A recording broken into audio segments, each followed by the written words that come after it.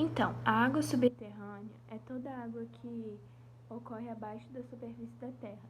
Ela preenche todos os poros ou vazios das rochas sedimentares ou a todas as fraturas e falhas das rochas compactas, ela sendo submetida a duas forças, que é a de adesão e a de gravidade. Ela desempenha um papel muito importante na manutenção da umidade do solo. Depois que ocorre a precipitação da água, uma parte da água se infiltra no solo e ela fica andando pelo solo durante um tempo indeterminado, por causa de vários fatores.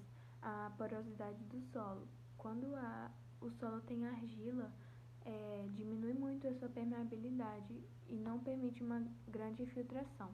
Cobertura vegetal. Um solo coberto por vegetação é muito mais permeável do que um solo desmatado. Inclinação do terreno e o tipo de chuva também. As chuvas intensas, elas saturam o solo, e as chuvas finas e demoradas têm muito mais tempo para se infiltrarem. Quando acontece a infiltração, uma parte da água, ela sofrendo a força de adesão, fica retida nas regiões mais próximas do solo, que consiste a zona não saturada, e a outra parcela sofre a ação da gravidade, atinge as zonas muito mais profundas do subsolo, que constitui a zona saturada. A zona não saturada, ela também é chamada de zona de aeração ou vadosa, é a parte do solo que está preenchida pela água. Nessa zona, pequenas quantidades de água distribuem-se de forma uniforme, sendo que as moléculas se aderem à superfície dos grãos do solo. Nessa zona ocorre o fenômeno de transpiração pelas raízes das plantas, de filtração, de autodepuração da água. E dentro dessa zona encontra-se a zona de umidade do solo, que é a zona mais superficial, a zona intermediária, que ela é entre a zona de umidade e a franja capilar, que tem a umidade menor do que essa última e maior que a da zona superficial. E a franja de capilaridade, que é a região mais próxima do nível da água do lençol freático. A umidade é muito maior devido à presença da zona saturada logo embaixo. A ocorrência e o volume das águas subterrâneas. Do mesmo modo que a distribuição das águas superficiais ela é muito diferente de uma região para outra, a das águas subterrâneas também, porque elas se relacionam no ciclo hidrológico e depende muito do clima. Porém, as águas subterrâneas elas são 100 vezes mais abundantes e elas são armazenadas nas fissuras e das rochas, né, que percorrem grandes extensões, o que forma reservas muito grandes de água doce. Alguns especialistas indicam que a água subterrânea ela pode chegar até 60 milhões de quilômetros cúbicos. Porém, parte dessa água ela está em grande profundidade, então não é possível usá-la.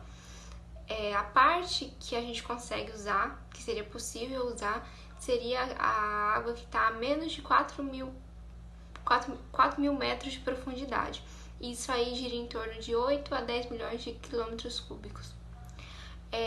Além disso, a quantidade de água capaz de ser armazenada por uma rocha depende muito da porosidade dela e varia em torno de 45%.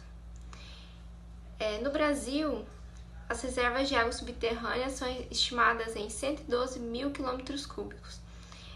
Nem todas as formações geológicas possuem característica hidrodinâmica que possibilitem a extração econômica da água subterrânea para atendimento por trás.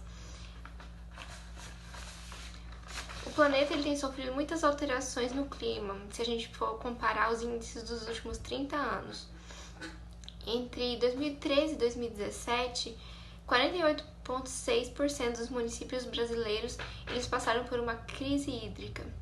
O estudo analisou que desses municípios, 56% utilizavam água da superfície e apenas 31% faziam uso da água subterrânea.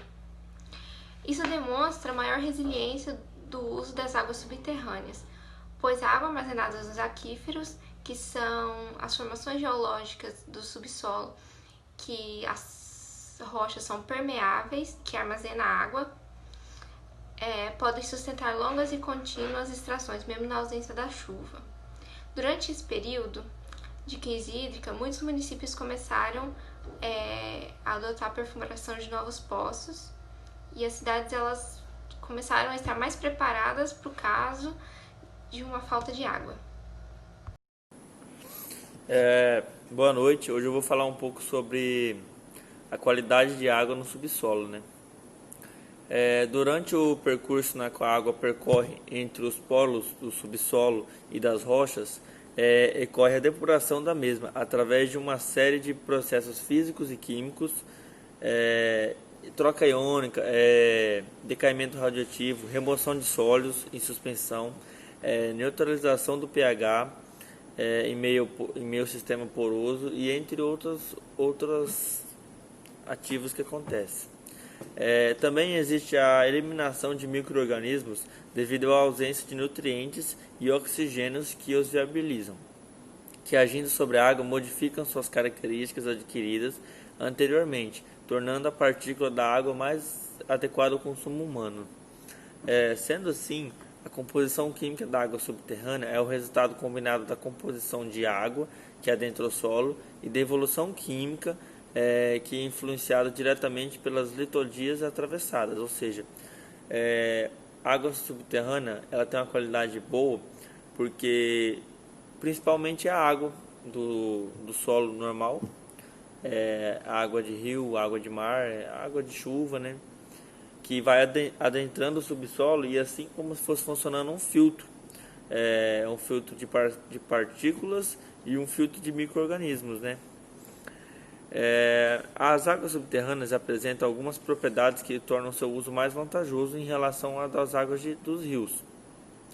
Elas são filtradas e purificadas naturalmente, como eu já falei, através da percolação, determinando excelente qualidade e dispensando tratamentos prévios.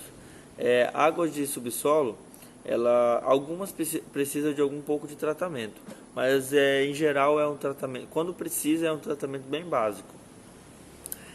A vantagem dela é que ela não ocupa o espaço na superfície, ela sofre uma menor influência de variação climática, a vantagem da água ali do subsolo que ela pode ser retirada no local onde vai ser usada, não precisa como água de um rio que você vai usar, você tem que pegar ela mais longe, alguma coisa assim, canalizar e tal, tem mais custos, né? Ela necessita de menor custo para levar ela, menor custo de energia, menor custo de encanamento, tudo isso, né? Uma vantagem dela também, como ela não ocupa espaço no ambiente aberto, ela evita a poluição. Ela é mais difícil ser poluída do que uma água tradicional, como se fosse uma água de uma represa, água de um tanque, alguma coisa assim, né? Então é isso aí. Bom, eu vou falar um pouco sobre o uso das águas subterrâneas. Com o melhoramento das técnicas de construção de poços e métodos de bombeamento se expandindo cada vez mais, ele vem permitindo a extração de águas em volumes e profundidades cada vez maiores, e possibilitando assim um suprimento de água em cidades, indústrias e projetos de irrigação.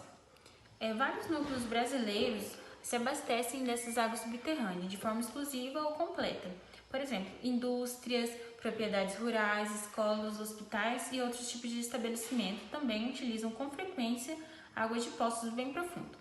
Mas, mesmo assim, o maior número de volume de água ainda é destinado ao abastecimento público.